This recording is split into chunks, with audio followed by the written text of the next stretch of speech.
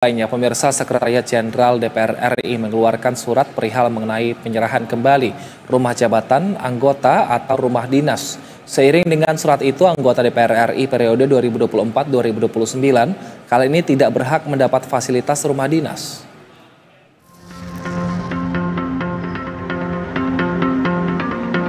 Sekretariat Jenderal DPR RI Indra Iskandar mengeluarkan surat perihal penyerahan kembali rumah jabatan anggota atau rumah dinas.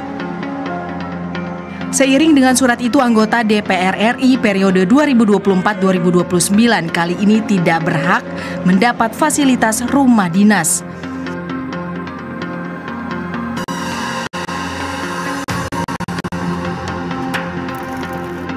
Meski demikian, sebagai penggantinya nantinya para anggota DPR RI periode 2024-2029 ini akan mendapat tunjangan perumahan. Namun besaran tunjangan itu masih belum ditetapkan. Menanggapi hal tersebut, salah satu anggota DPR fraksi Partai Golkar, Zulfikar Arse, mengatakan pihaknya menolak terkait adanya pencabutan fasilitas rumah dinas bagi DPR diganti dengan tunjangan. Saya menolak itu ya.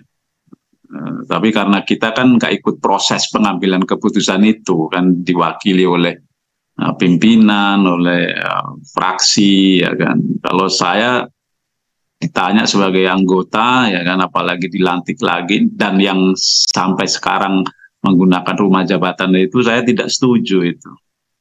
Kalau perlu dibatalkan itu keputusan itu. Kembalikan bahwa semua anggota DPR, anggota DPD, anggota MPR, selaku pejabat negara ya mendapatkan fasilitas rumah jabatan, rumah dinas atau rumah negara.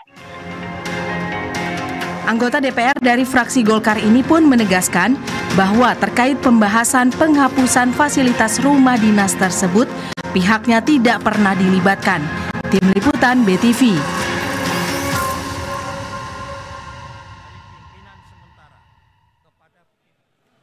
Hilangnya rumah dinas anggota Dewan yang berganti dengan tunjangan perumahan ini menuai berbagai macam komentar. Untuk membahasnya kita sudah terhubung dengan Lusius Karus, peneliti Formatpi. Selamat sore, Bang Lusius. Selamat sore, Wilson. Baik, Bang Lusius, tanggapannya nih, Bang, mengenai perubahan kebijakan ini, menguntungkan atau merugikan negara? Wah, ya jelas kalau sudah menggunakan uang itu ya pasti merugikan karena uang itu akan habis gitu ya, dan ini akan dibagikan ke 580 orang, jelas bukan jumlah yang sedikit gitu ya. Kalau misalnya ukuran yang dipakai untuk menghitung jumlah sewa rumah bulan itu, ukuran rumah di sekitar Senayan, tentu cukup mahal ya. Dan paling penting saya kira ini masih baru 4-5 hari setelah pelantikan ya. Tentu kabar ini sangat tidak bagus gitu ya untuk citra DPR periode baru 2024-2029 gitu ya. Belum juga mulai kerja, masih nganggur setelah belum ada komisi pasca pelantikan ya. Kita sudah disuguhkan dengan berita soal fasilitas ya, fasilitas yang dulunya itu rumah dinas namun mau diganti dengan tunjangan. Ini saya kira sih kabar buruk yang mestinya tidak perlu terjadi gitu ya, tidak perlu muncul gitu di awal periode. Karena DPR yang harusnya ya dengan semangat baru datang membawa aspirasi, itu mestinya menunjukkan dulu gitu kerjanya apa gitu ya. Minimal semangat kerja di awal periode ini terlihat dulu gitu.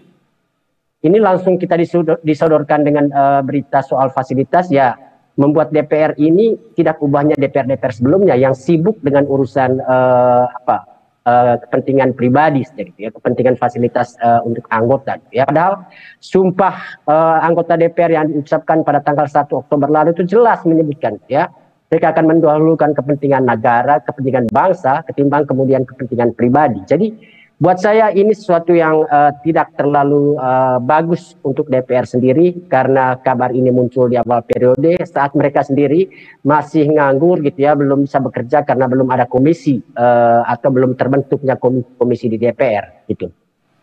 Baik, tapi ada juga pernyataan bahwa rumah-rumah dinas sekarang yang terdapat di belakang Pancoran atau di kawasan Kalibata namanya ini banyak masalah seperti bocor dan lain-lain.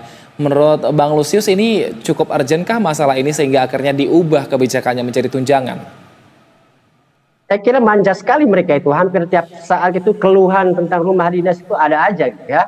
Dan di periode lalu kan kita pernah heboh itu membahas soal gorden, harga gorden rumah dinas yang sangat mahal gitu ya.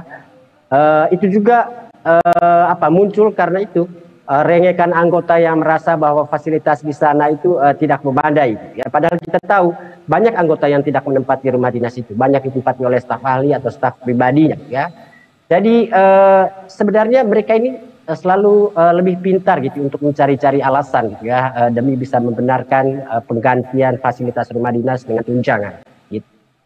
Baik, tapi protes-protes seperti ini memang sudah sering dilakukan warga tidak hanya melalui media sosial, namun secara langsung juga. Apalagi tadi yang Bang Lusius sempat bahas, yaitu masalah gorden. Sebenarnya jika protes seperti ini ke mereka, apa yang kita bisa lakukan supaya bisa mengubah kebijakan ini, Bang Lusius, supaya kebijakan yang dilakukan atau anggaran yang rencananya mau untuk tunjangan rumah ini bisa dialokasikan ke yang lebih bermanfaat?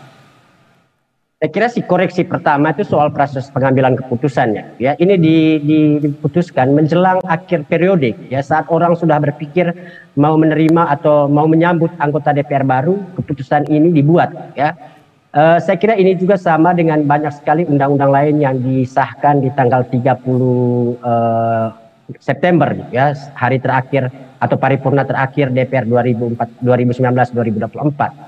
Saya kira sulit menerima keputusan-keputusan yang dilakukan di momen akhir seperti itu gitu ya.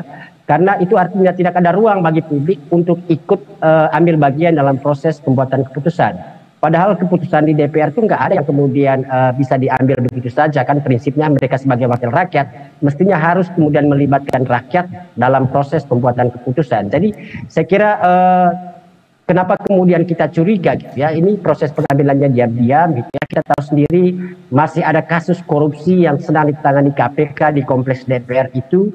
Jangan-jangan ada kaitannya ini urusan tunjangan perumahan ini dengan kesukaan atau kegemaran sebagian orang yang masih melakukan korupsi gitu di DPR. Baik.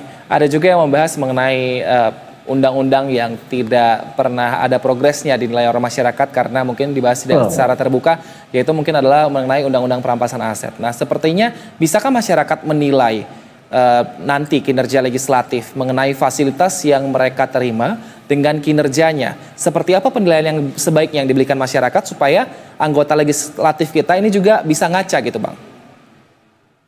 Saya kira dunia semakin maju ya, media sosial sudah terlalu sering itu ikut membahas atau berpartisipasi dalam setiap proses pembahasan kebijakan di DPR ya. Saya kira DPR hanya perlu kemudian membuka diri ya terhadap masukan-masukan yang disampaikan oleh publik, dan agar masyarakat bisa berpartisipasi ya mereka nggak bisa sembunyi-sembunyi membahas sesuatu ya, termasuk soal kebijakan tunjangan perumahan ini. Saya kira kenapa kemudian kita ributkan saat ini sudah diputuskan gitu ya, karena ya saat membahas ini mereka tidak pernah menyampaikan ke publik, jadi nggak ada yang tahu kalau ada kebijakan ini ya. Saya kira proses-proses seperti ini tidak boleh dibiarkan terus gitu ya di DPR, karena itu misalnya bisa terjadi pada proses pembahasan RUU termasuk RUU perampasan aset ya. DPR seharusnya lebih membuka diri kepada publik sehingga publik juga punya perhatian, punya concern untuk kemudian memberikan masukan.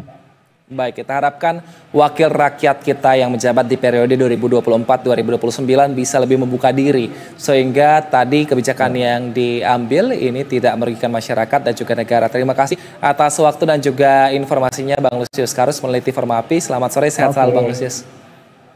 Ya.